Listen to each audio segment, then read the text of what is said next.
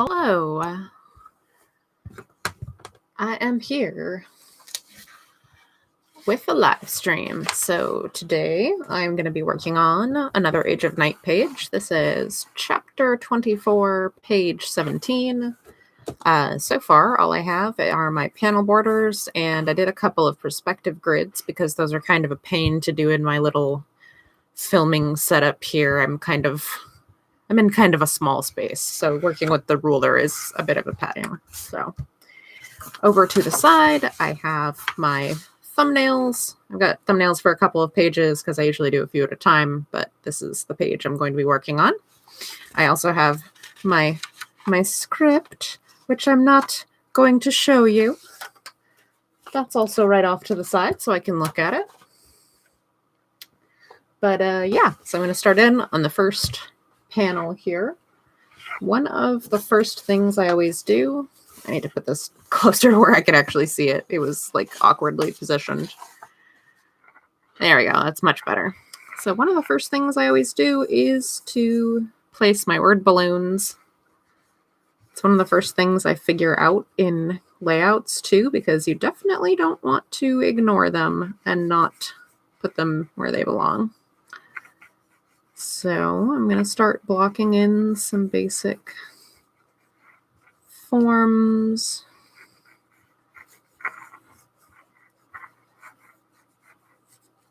Here, I don't want that rock that big.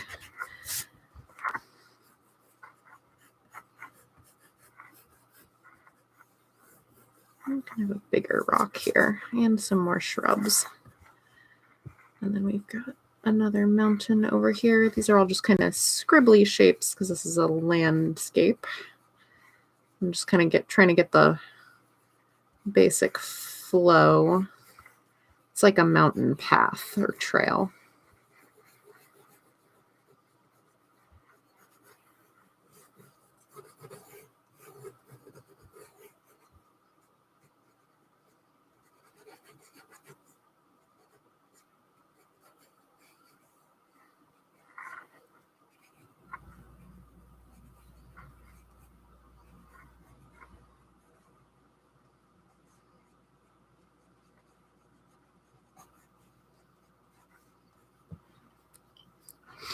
All right.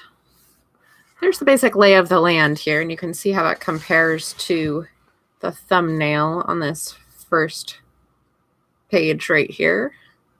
How it's not exactly the same, but that's pretty similar. And now I'm going to add my little figures.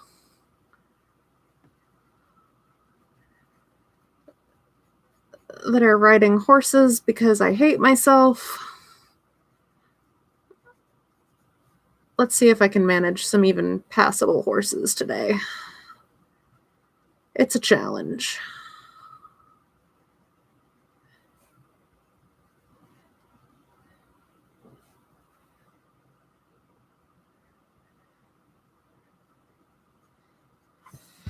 It's a challenge. They're just horse blobs right now. Hey, how are you doing today? Thanks for joining me.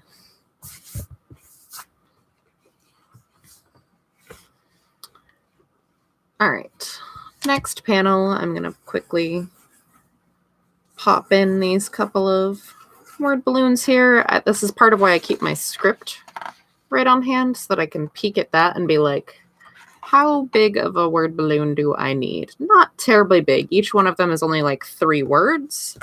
So I can actually make them a little bit smaller, not like a lot smaller, because it's always better to overestimate the amount of space you need for word balloons than later on be like, oh no. Oh, I'm doing. It's been a stressful few days around the homestead here for a variety of reasons. So I'm very happy to get a few hours to just draw and unwind right now.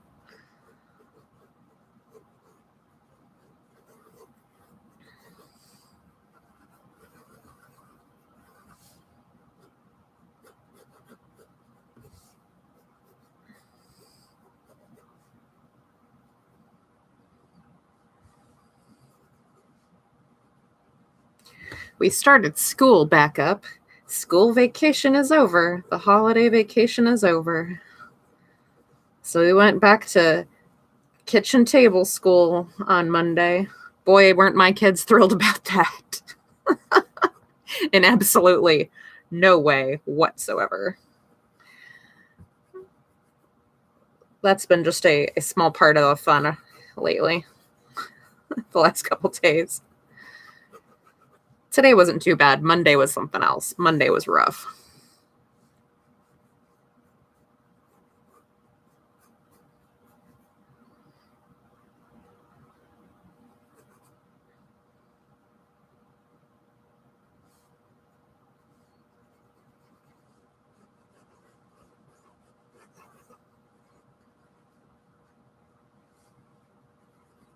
Okay, I'm going to move him over a little bit because I want room for this figure's hand gesture in there. And right now it's like their heads are too close together. So his hand gesture doesn't really have any room.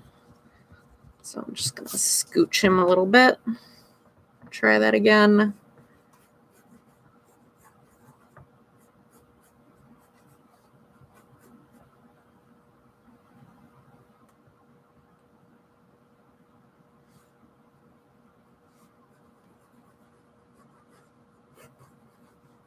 So there's a little more space for that to go in there. There we go. That's better.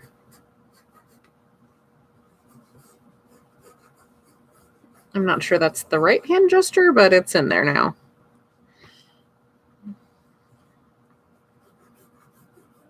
Suggestion of horse bit there. That's part of a horse. Sure. I understand now why so many fantasy comic creators mount creatures that are not horses, like they make weird bird dinosaurs or whatever, because then if you draw them wrong, no one will know. But if you draw a horse wrong, everyone knows. Most people cannot draw a horse, but they will know if the horse you drew is wrong. They can look at it and they can tell because it's not right.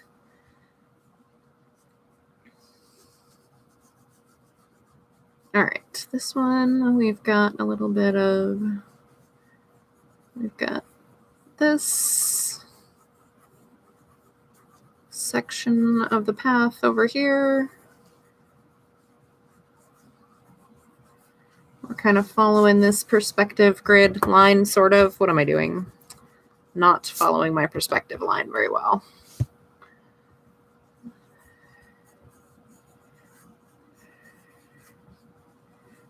All right, so I don't really like how that's... I don't feel like this perspective situation is really helping what I'm trying to do here.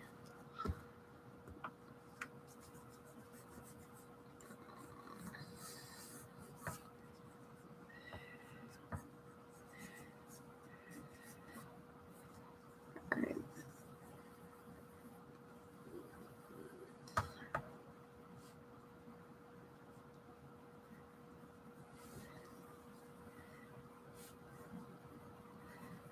Those blobs are totally going to be horses, can't you tell? Does it look a little bit more like a horse now? How about now? A little bit? Just a tiny bit? Kind of, sort of?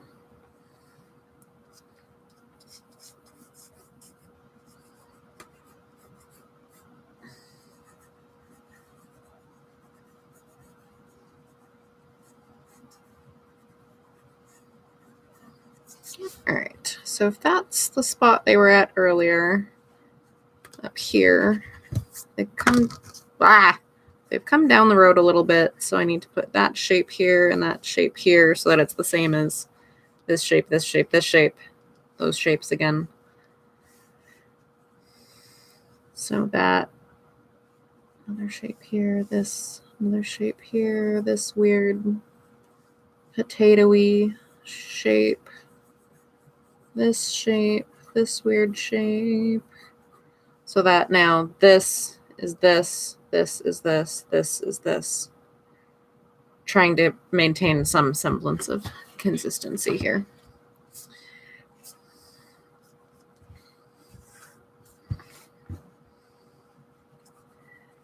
And then we need, oh noes, destruction. Destruction up ahead.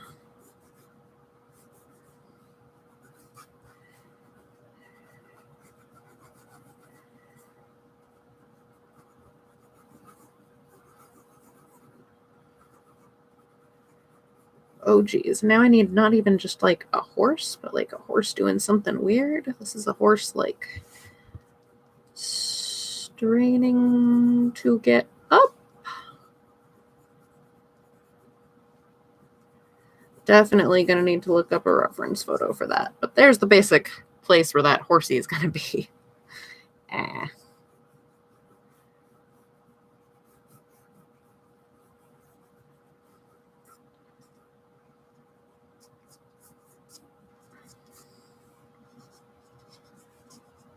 How did I sketch this?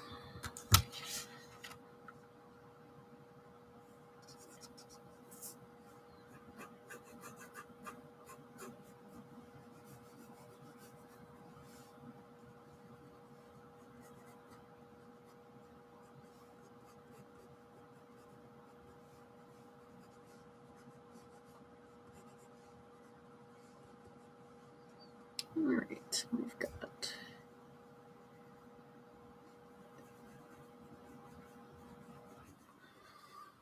person huddled here that's levitating above the ground because of how I drew them.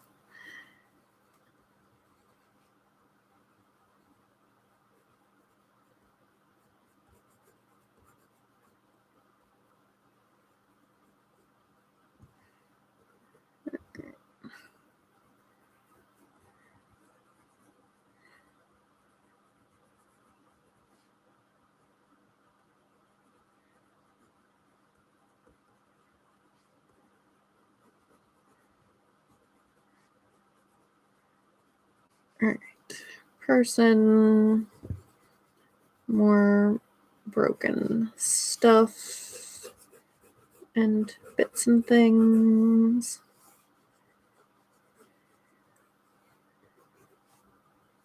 Bits strewn about. All right, a basic idea that there's something bad has happened there. That's the most intense, technically intense panel.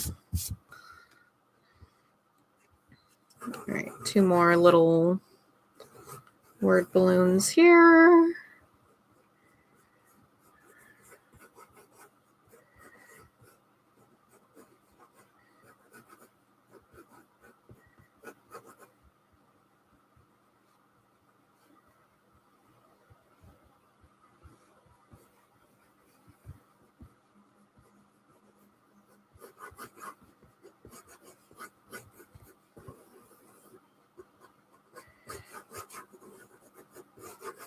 This guy here. Oh my gosh, he's out of frame. Oh my word. Okay, yeah.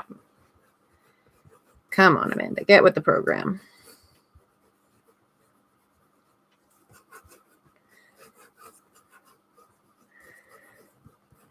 All right. So, and horse. That's a horse right there. That's the horse's like shoulder and neck. It's a horse.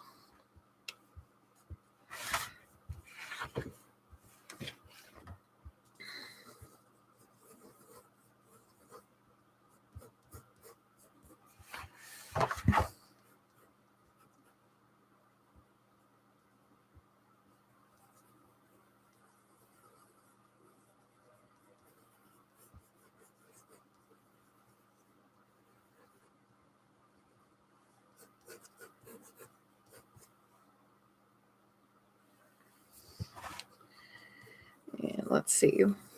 So his horse is going to be roughly there-ishly horsey. All right, last panel that needs to get roughed in is this one down here, and it's got several word balloons as well. It's mostly this character talking.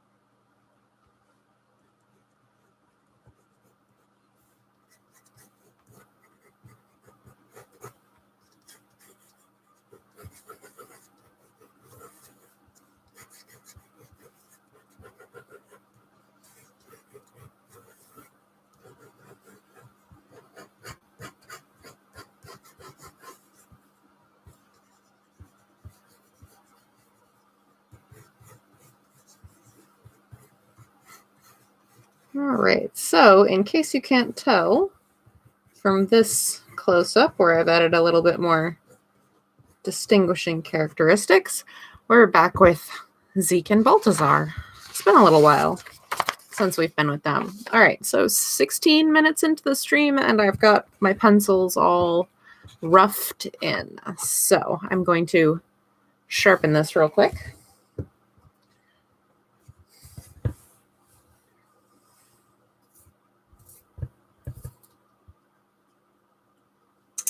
All right, so sharpened. And now I'm going to start tightening some of this up. This is going to be a little shrub right here.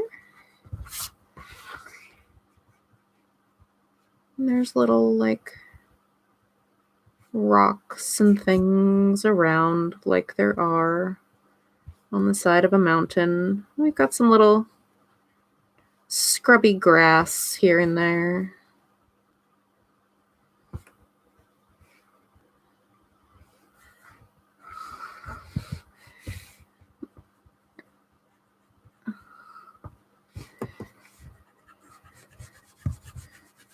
Okay, we're going to give this rock this kind of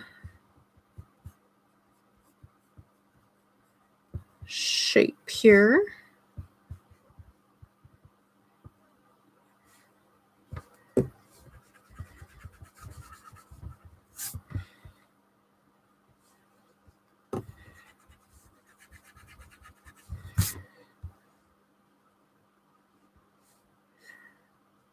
And do some taller grass at the base of this rock. Some more stones.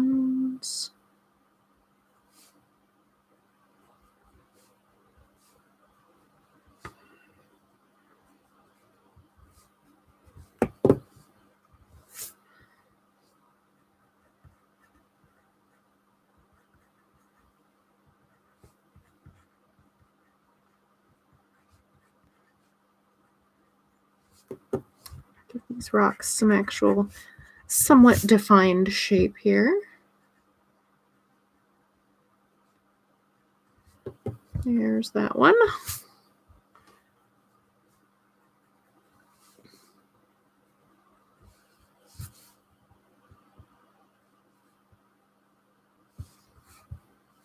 All right, this is going to be like a scrubby little pine. I'm going to give myself some guidelines there for its basic structure.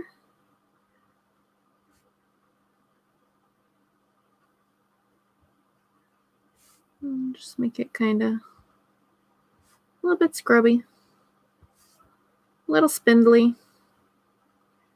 Like it's doing, maybe not great, but it's doing.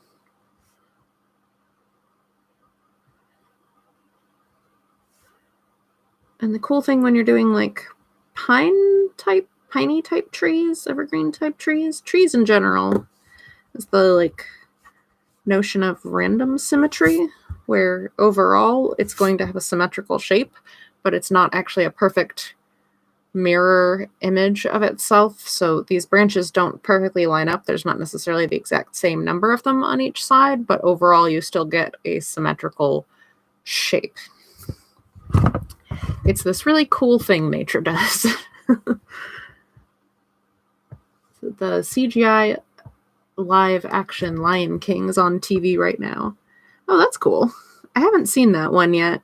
I have managed to avoid getting Disney Plus so far. Somehow. Mostly because I'm cheap and I'm like, I already have several streaming services. And the longer I can avoid my children realizing that this is a thing, then the longer I can avoid having to pay for another one.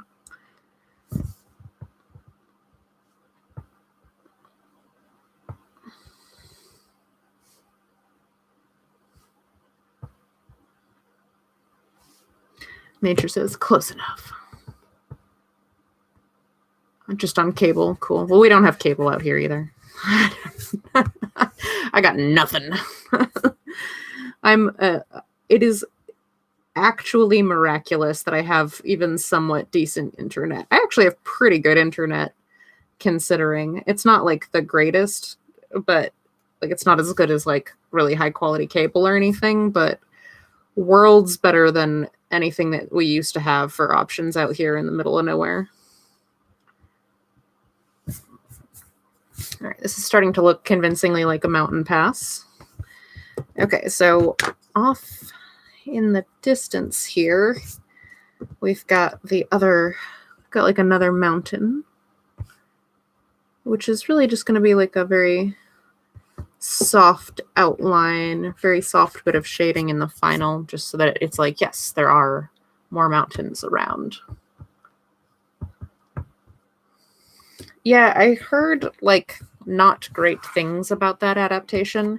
Like that technically it was of course very impressive. Like the fact that they got everything to look as super realistic as they did was very technically impressive, but that it kind of ended up falling a little bit flat as a result because, you know, the original was an animated movie. So like a hand-drawn animated movie. It was a cartoon.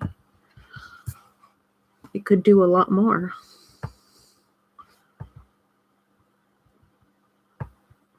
All right, I'm hoping this shape stays vaguely horse-like. Please still look like a horse by the time I'm done with you.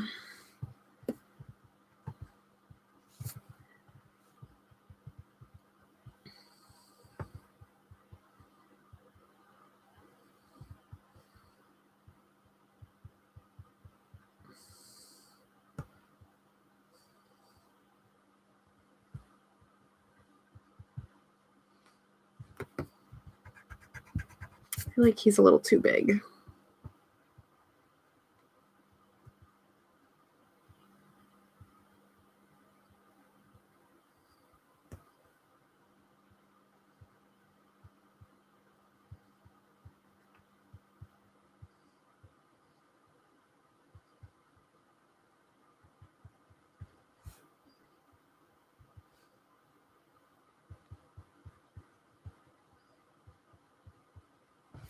All right, looks vaguely like a guy on a horse. Hey! No emotion at all, not in the faces or the voices. Oh, that's unfortunate. It has a long head and 4 legs. Should be horse-like enough. I wish it were that simple. Thanks for joining us, Joshua. I wish that just being like, hey, look.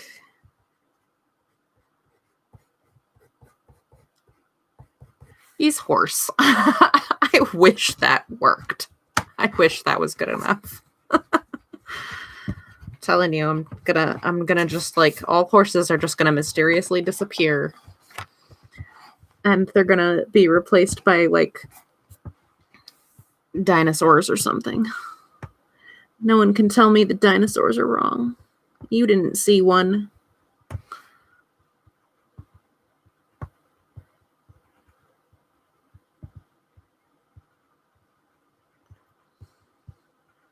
I say as if I don't personally. He's horse. I say as if I don't personally know several paleo artists who would be like, Amanda, that's not how you draw a dinosaur. And then I'd really cry.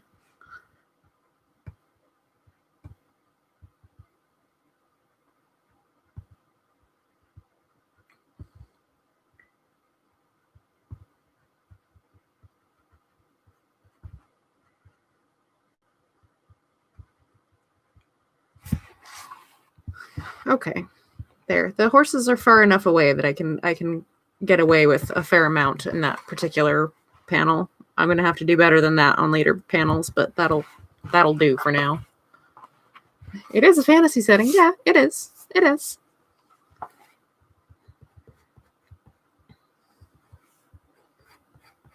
This is the real reason why chocobos exist. I own dinosaurs. These are my dinosaurs. They don't abide by Earth dinosaur rules.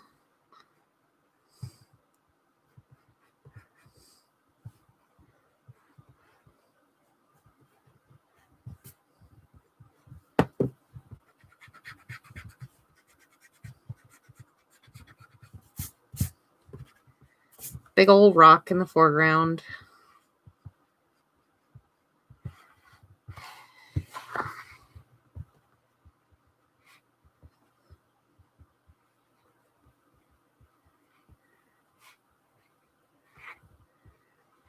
Slightly less enormous rock back here.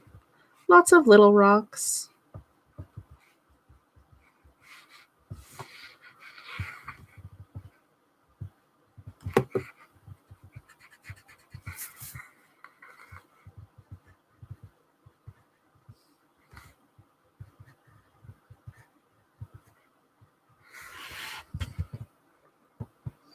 Build a poultry canosaurus. That sounds great.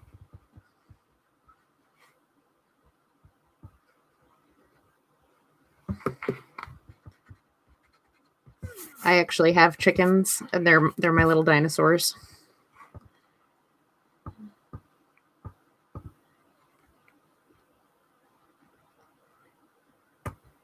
Some of them are fairly friendly and are like, and you can like go and pick them up and pet them, and they're like, okay. And then several of them are basically just actual dinosaurs that you come near them and they're like, rah! And they run away. And some of them are way more dinosaur-like than others. So we have guinea hens. We have guinea fowl to keep the tick population under control in the summer, which has worked pretty well. We very rarely have ticks, and even though like ticks are everywhere near where I live, but in our yard we almost never get any, even though we're outside all the time. So it's working, but oh my gosh, those things are basically just actual dinosaurs. They're weird looking. Look up a picture of a guinea fowl if you're not familiar with guinea fowl.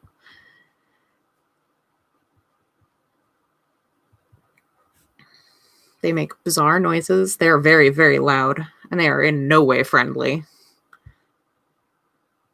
And you actually have to be very careful when you first get them about training them about where home is. Like, this is where you're safe. This is where you get fed. Because otherwise they just run away because they're wild animals. They're just like they have to be convinced to stay with you. Or else they're just like, no, screw you. I'll go do my own thing.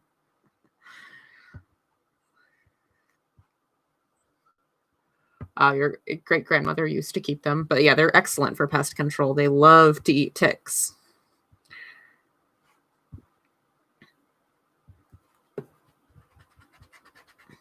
Like, chickens will eat whatever for bugs, and they'll eat ticks if they happen across them. But guineas are like, ticks are my favorite food, and I shall scour the earth for them.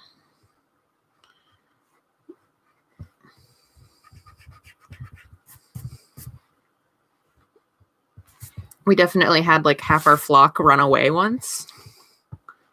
Like they just flew away. They just flew literally across the river away into the sunset, and we never saw them again.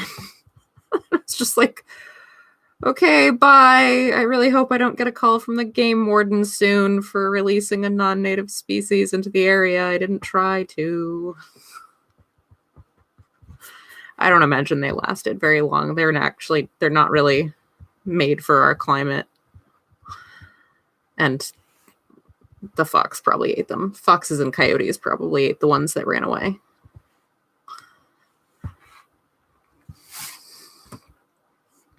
Small angry chickens with a preference for blood-sucking parasites. Yes. It's pretty great. All right, I need to add some more little rocks into the path here. So everything is rocky.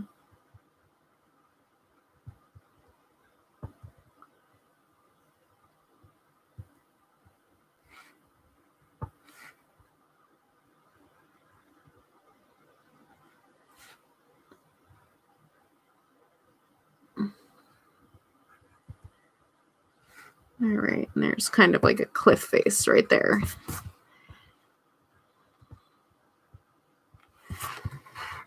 Okay, so that's pretty much that first panel done. We've got our little mountain pass. We've got our characters up here talking. So this sets the scene of where they're at. We've got our first speech bubble, which will be probably not quite as high as I drew it here. I'll actually probably end up having it more down here so that it is framed better by the rest of the environment. I'm going to go ahead and just move that now to remind myself for later, even though this will all get inked and stuff, but that's fine. Yeah, so that's the first panel. Where are we at? 30 minutes. Okay, that took a little while between me talking and drawing tiny rocks. What is going on? So right now, this is a few pages ahead of where I'm at online right now. So we have, this is just the beginning of a new scene that will break away from where we're currently focusing our attention online and go back to another group of characters. This is going back to Zeke and Balthazar. Balthazar is the violet mage who's been causing problems for our protagonists from the very beginning.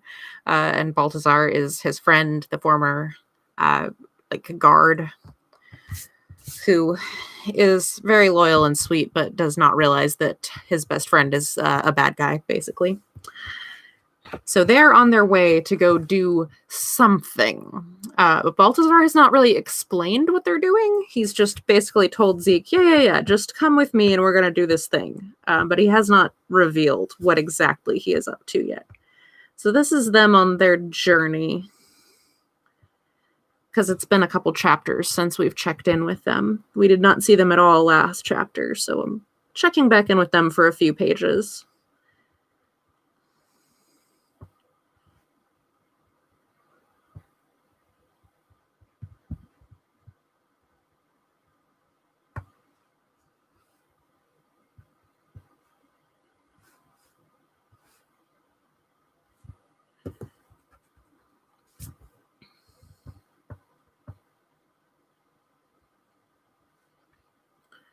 I think the last time we saw these guys was in chapter 22, and they had just reunited after having been separated for a while.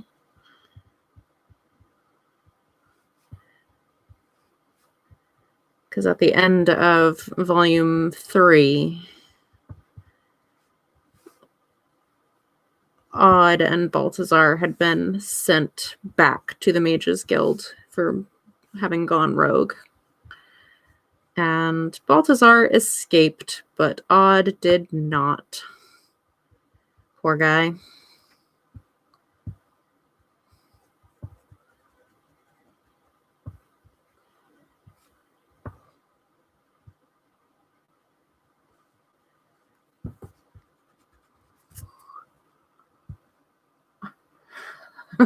That's okay. Balthazar, always the name of an individual that's completely super trustworthy. Yes, clearly couldn't be the bad guy with a name like Balthazar. No way at all.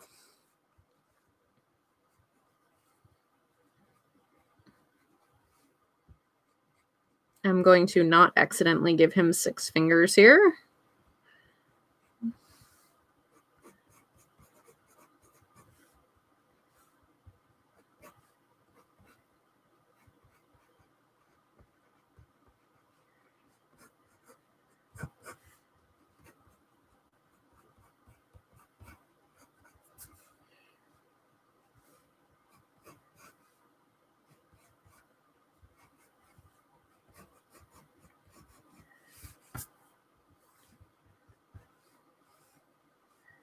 Just kind of refining before I do the final actual lines here, just kind of refining and getting closer to what they're going to look like. Filling in the rest of these forms from this very minimal dummy that I had first thrown down here.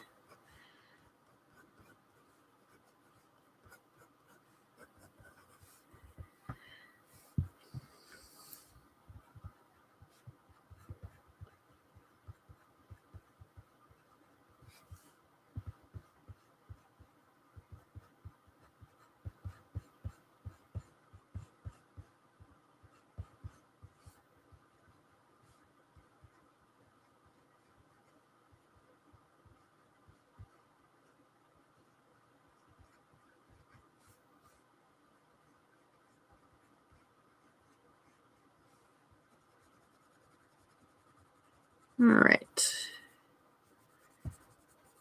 Balthazar's wild and crazy hair.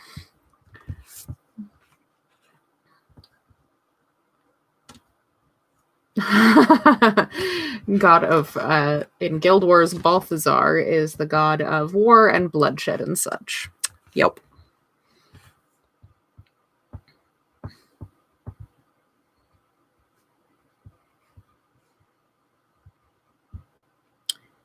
This Balthazar is also not a good dude.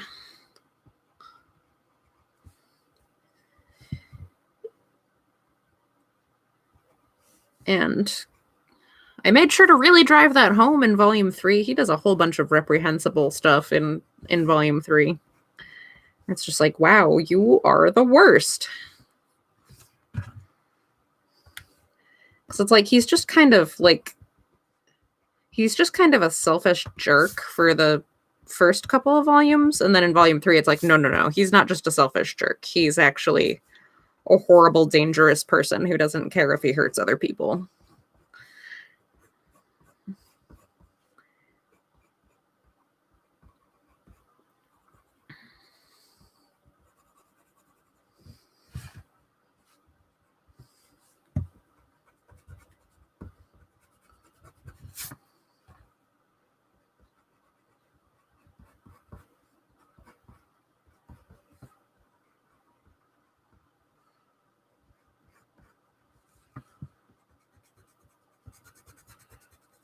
All right, gonna clean up some of that underdrawing and solidify some of these lines here.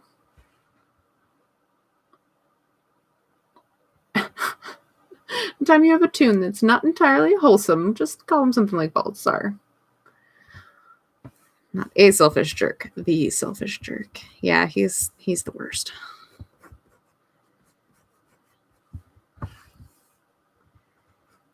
Pretty much the worst. He and Fallon, both pretty much the worst characters so far. Ascendancy was pretty bad too. But, you know.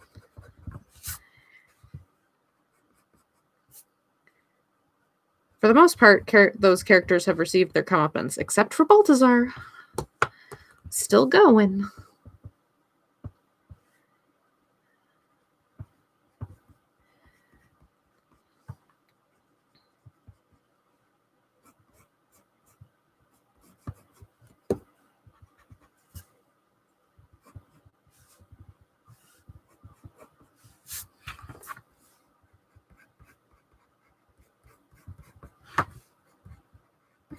Okay, see, look, now it's a mane. Now you can tell it's a horse.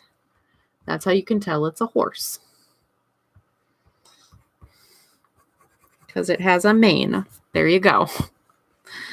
There you go.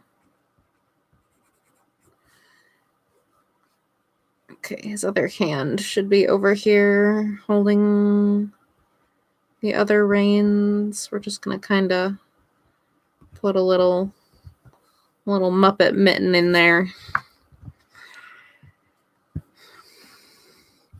All right, what exactly is Zeke saying in this panel? Okay, I'm going to change that hand gesture a little bit for what he's saying. He's like in the middle of telling a story while they're on the road. They're just the main feature.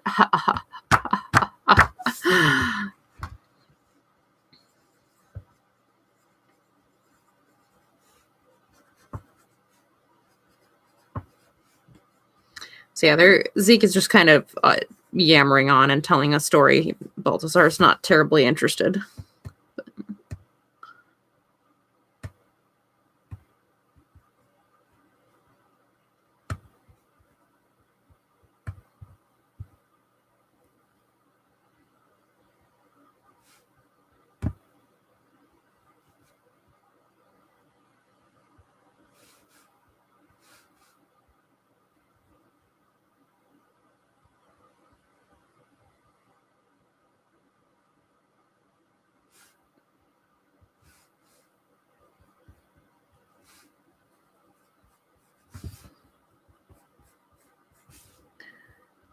Zeke is very much that guy that you're on like a 12-hour road trip and he just does not shut up the entire time. And you're just like, oh, my word, dude, please stop.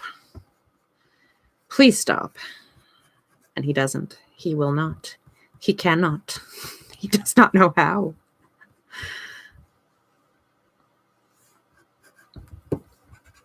Make that other arm a little more animated, a little less floppy. We're going to drive it out a little bit there, like he's still gesturing, even though you can't see it. Just happens to not be in frame.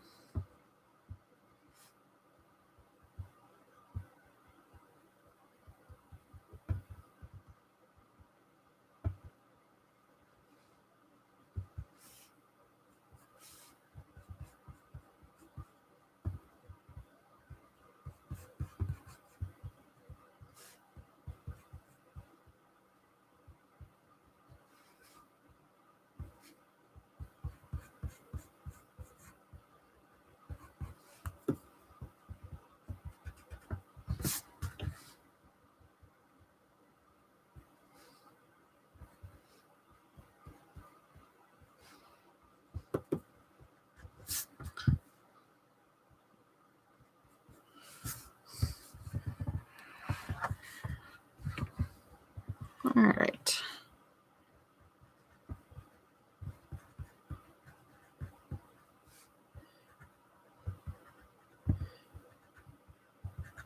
Again, making sure I don't accidentally give him 6 fingers.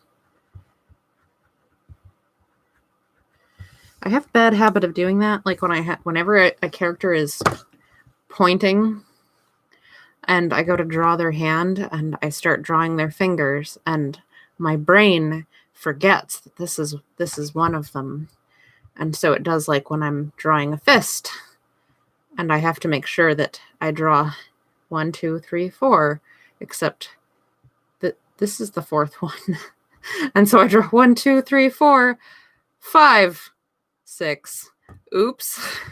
I've caught myself doing that. I don't even know how many times have I tried to accidentally give a character 6 fingers. It makes me wonder how many times I've done it and not caught myself. That's what it really makes me wonder. Like, how many times have I given characters 6 fingers and didn't even realize it?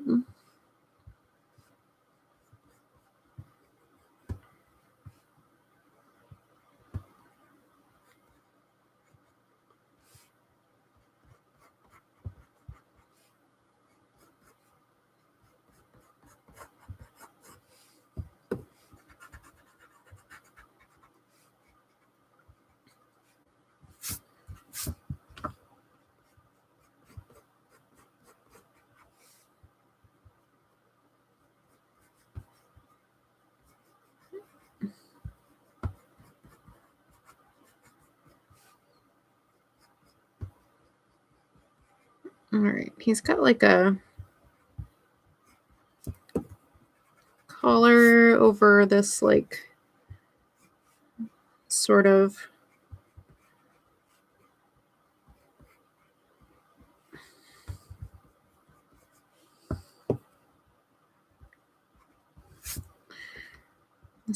vest situation that he has on now.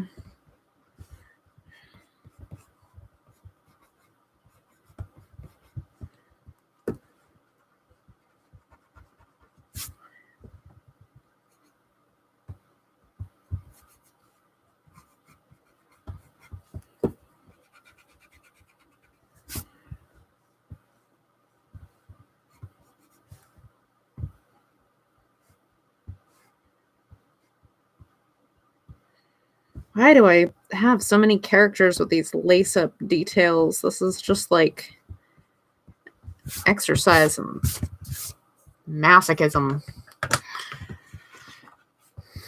Okay. So that's that panel, more or less. I think I'm gonna do just a quick, like obviously the figures and the speech bubbles are gonna take up most of this space, but I'm gonna do just a couple quick, like, hey, there is a rock here, to remind myself to add a little texture behind them there, just so they're not floating in the void.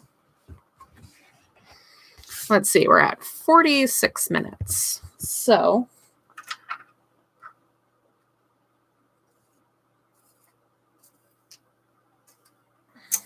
got about a little less than 15 minutes left, somewhere between 10 and 15 minutes left, because I like to keep these streams to about an hour, because it is not good for any of us to be sitting still much longer than that. At the end of an hour, I should get up and stretch. You should get up and stretch. We should all go get a drink of water. Reminding you to do that now, so that when the stream is done, you're going to go do that. I'm going to go do that. We're all going to try to take care of ourselves, okay?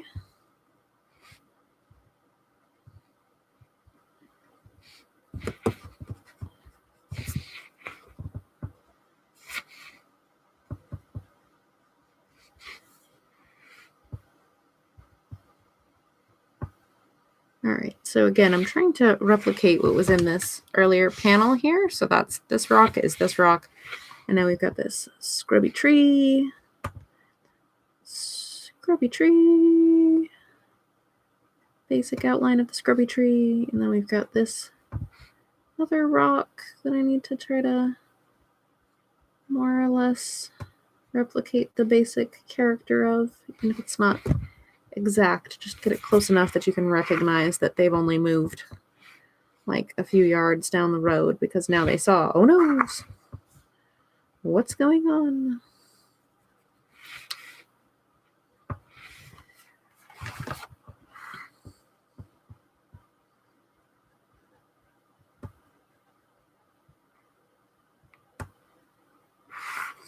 It's totally a horse, you guys. You have a bottle with me. Oh, a bottle with you. That's great. I have to like go get up and get a drink. I don't have anything with me. That's okay, because I'm like really hunched over to do this too, with the setup that I am unfortunately stuck with at the moment. So it's a good idea for me to actually get up and stretch and go and get water.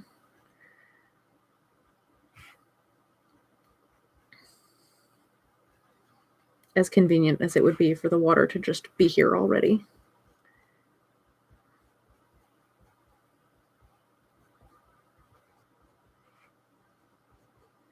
Vaguely horse-shaped bits.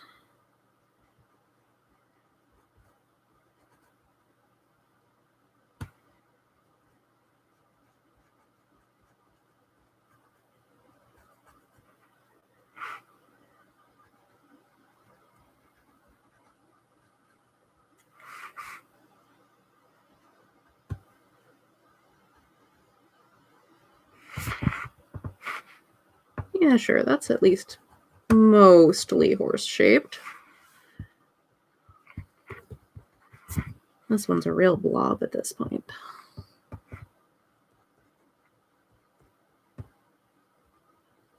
Okay. More or less a horsey head. More or less a horsey neck.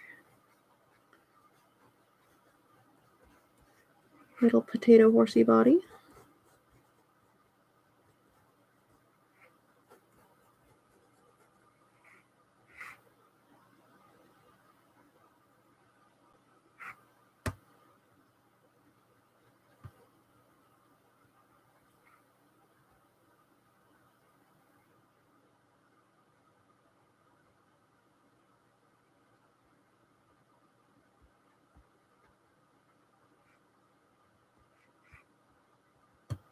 That's not bad.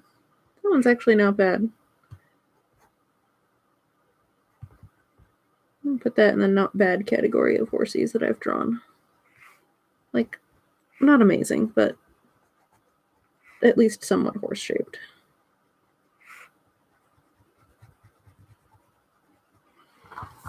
That's not bad. All right. Powerade water with minerals and electrolytes. Oh. See, I don't know. I've always had an easier time just drinking water. I've tried a bunch of those like like the like vitamin water and like Powerade type stuff, and they all just taste weird to me. Like I tried them and I'm like, oh, this is supposed to be really good. And oh, no. Like everybody has different tastes. I know plenty of people do not like the stuff that I like to drink. I don't know. It just didn't work for me. All right, we are in the last 10 minutes here, so I'm going to go ahead and do the thing and remind you that I'm Amanda Call. I'm working on my webcomic, Age of Night. Updates every Wednesday night at ageofnight.com. That's AGEOFNIGHT.com. The whole thing is available for free to read online.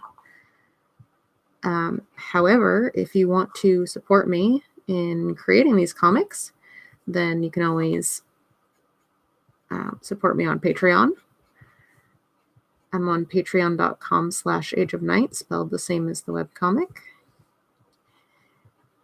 That way you get the pages a week early, you get other behind the scenes stuff and free comics and other stuff that I'm working on. You get to see cool sneak previews of and get free copies of some of it and that sort of thing. So it is very cool. I recommend, and I would appreciate it.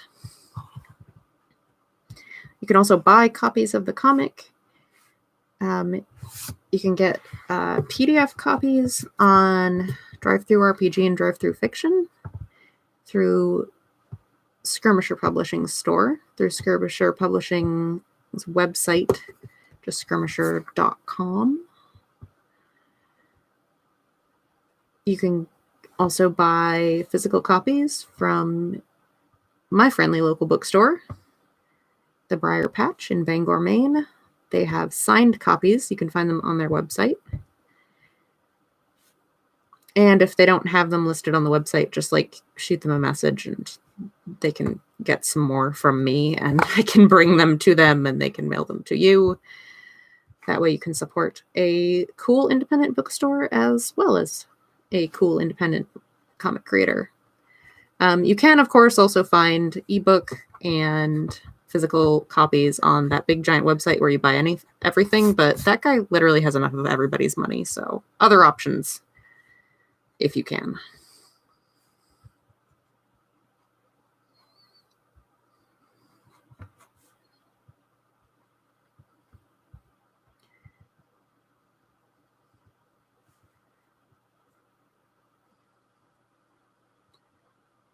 What else? You can find me on Twitter at Age of Night. So that's also AGEOFNIGHT. You can find me on Instagram at Amanda Call Art. Age of Night has a Facebook page if you're into Facebook. You can follow that.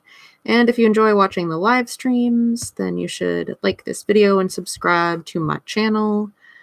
I do the live streams every week here, Tuesday night at 8 o'clock. I also do, currently I'm trying to keep up with doing like every other week, doing a new video of some other type. And sometimes those will be Age of Night related and sometimes they'll just be general art related. I just did one this past weekend about the pros and cons of digital art versus traditional art. That was fun. Got a lot of discussion going with that one. So let's see. I'm not going to attempt that horse right now because I need to look up reference for it, and I only have like less than 5 minutes left. So I don't want to spend that last few minutes of the stream. Whoops, sorry, camera. I want to spend the last few minutes of the stream just Googling. That would be boring for everybody involved. But I can do some of the other stuff that's in this scene. We've got this dude lying here on the ground. See how much of him I can get done in the next, like, 2 minutes.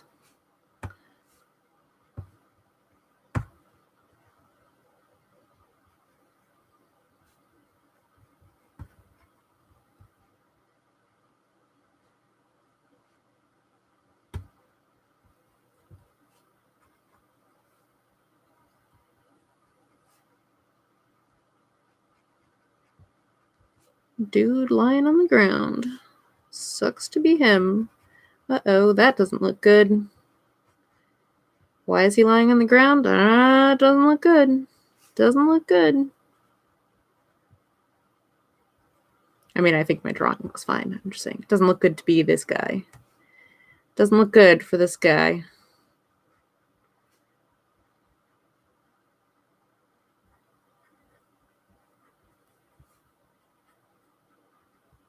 Looks very not good to be this guy.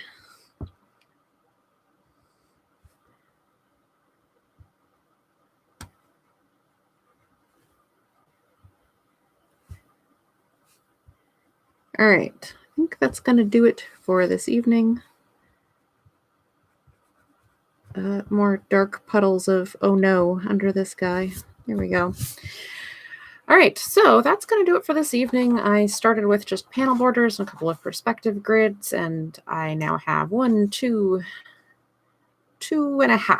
I have 2.5 out of 5 panels drawn, and I have everything roughed in, so I'm in pretty good shape to continue on and move on a little further next time. So thanks everybody for coming and hanging out with me while I worked, and I will see you next time. Bye.